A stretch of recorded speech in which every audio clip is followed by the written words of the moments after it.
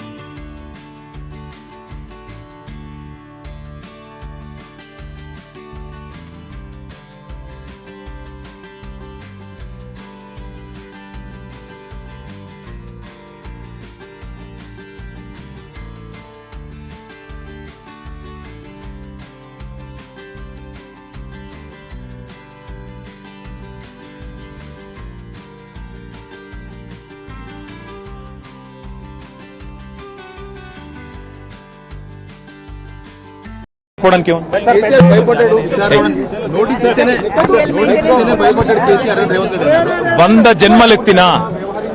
జన్మలెత్తినా రేవంత్ రెడ్డి అనే చిల్లరగానికి కేసీఆర్ గొప్పతనం అర్థం కాదు. రేవంత్ రెడ్డి గురువు, ఆయన జేజమ్మతోనే కొట్లాడినోడు కేసీఆర్. ఆ జేజమ్మని ఇక్కడి నుంచి తరిమేసినోడే కేసీఆర్.